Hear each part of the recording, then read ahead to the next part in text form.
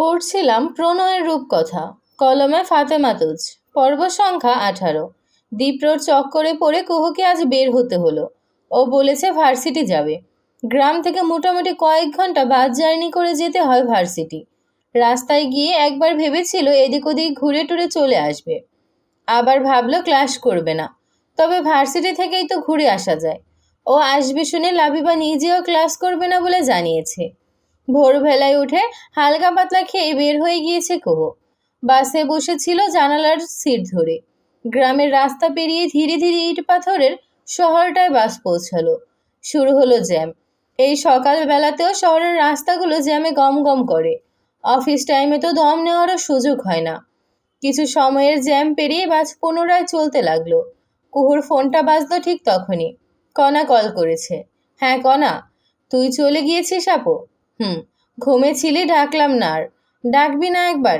বাড়িতে কেমন লাগছে? মা নেই, তোকেও দেখলাম না। আমার সব খালি খালি লাগে রে। মন খারাপের একটা কণ্ঠ বেজে উঠল। কুহু বুঝলো ওর মনের অবস্থা। একটু সময় নিয়ে বলল, মন খারাপ করিস না। আমার তো খালি খালি কেন লাগবে? বাড়িতে তো তোর পছন্দের মানুষ আছে। পছন্দের মানুষ বলতে দীপ্রকেই বুঝিয়েছে কুহু। কণা সেটা বুঝলো। অমনভাবে বসে থেকেই বলল, তার সাথে সারাক্ষণ বসে থাকবো নাকি? সে কি আমার দুলেভার হয়? হয়তো বড় ভাই। বড় ভাইয়ের সাথে তো আর ঠাট্টা করা যায় না। কণাটা ভারী চালাক আছে। কুহু কথা থামে। ও প্রসঙ্গ বদলে বলে, কুঞ্জকে নিয়ে থাক। দাদিজানের কাছে গিয়ে বসতে পারিস। সেদিন বলছিল কণাটা আজকাল দেখাই করে না। ঘুরে আয় গিয়ে। আচ্ছা, তুই সাবধানে যাস। বলেই কল কাটলো কণা। কয়েক সেকেন্ড মুঠোফোনের দিকে চেয়ে রইল। তারপর ছোট করে নিঃশ্বাস ফেলে ব্যস্ত রাস্তাটার দিকে চাইল। দাদিজানের ঘরে গিয়ে দেখা গেল আগে থেকেই সেখানে একজন উপস্থিত। আর সে হলো আয়ানা। এমনিতে আয়ানা এ বাড়ির কাউকে পছন্দই করে না। এমনকি দাদিজানের সাথে দেখা করতেও চাইতো না। আজ এভাবে বসে আছে, তাও এই সকাল সকাল। কণার ভ্রু কুঞ্চিত হয়ে রইল। মেয়েটিকে দাঁড়িয়ে থাকতে দেখে দাদিজান বললেন, ওখানে দাঁড়িয়ে আছিস কেন? এদিকে আয়, আজকাল তো তোকে পাওয়াই যায় না। কণা শুকনো মুখে দাদিজানের কাছে এসে দাঁড়ালো, তবে বসলো না। দাদিজান বসতে বললেও বসলো না। কি খবর তোর? মন খারাপ নাকি? মন খারাপ কেন হবে বুড়ি? তাহলে সারাদিনে একবারও আসার সময় হয় না যে? ইচ্ছে করে আসি না। এখন তো তোমার দেখার মানুষের অভাব নেই। সামান্য খোঁচা দেওয়ার চেষ্টা করলো কণা। আয়ানা সেটা বুঝতে পেরেও গিলে নিল। মুখটায় হাসি রেখে বলল, কণা বস না। দাঁড়িয়ে আছিস কেন? বসবো না বলে থম ধরেই রইল কণা। দাদিজান বললেন, বস বস, তোদের দুজনের সাথেই কথা বলি। বুড়ি মানুষের বড় যন্ত্রণা, কেউ কথা বলার নেই। কুহু কোথায় রে? কুহু, এই কুহু, ডেকে উঠলেন বৃদ্ধা।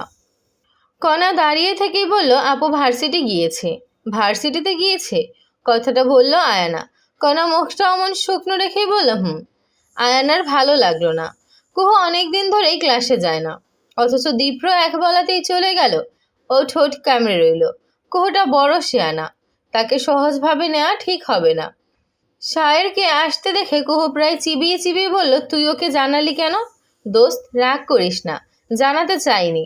ও এমনভাবে জানতে চাইছিল যে। ও জানতে চাইলো আর তুই বলেও দিলি। আশায় ভুল হয়েছে আমার। বলে চোখ মুখ শক্ত করে ফেলল কুহু। লাবিবা ওর হাতটা ধরে বলল, সরি দোস্ত। সব সময় সরি বললে হয় না লাবিবা। শায়র একটা পাগল।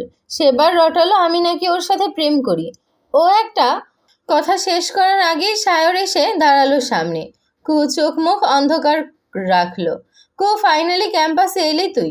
বলে এমনভাবে নিঃশ্বাস ফেললো যেন এতকাল ধরে দম আটকে রেখেছিল। লাবিবা পরিস্থিতি ঠিক করতে বলল, চল ক্যান্টিনে গিয়ে বসি। ওরা গেল ক্যান্টিনে।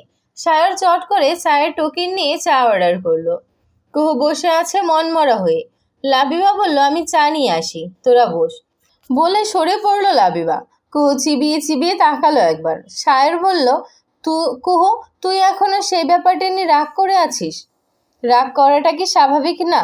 আই নো স্বাভাবিক, কিন্তু বিষয়টা ইচ্ছাকৃত ছিল না রে।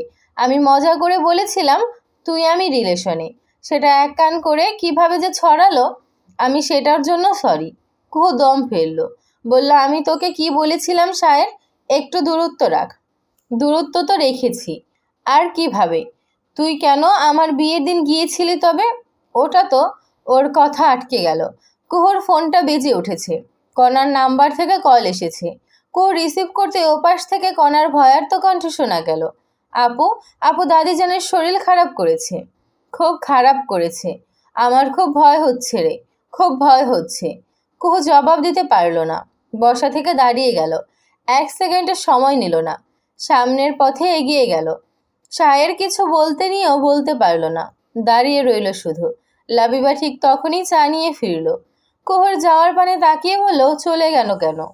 আবার কি করেছিস সায়ের? তুই তো আমাকে মহাবিপদে ফেলে দিচ্ছিস। তোর জন্য আমার ফ্রেন্ডশিপ না ভাঙে, বলে একরাশ বিরক্তি প্রকাশ করলো লাবিবা। সায়ের কথা বলল না, তাকিয়ে রইল। বোঝার চেষ্টা করলো কুহু কেন ওভাবে চলে গেল। দোষটা কি তার?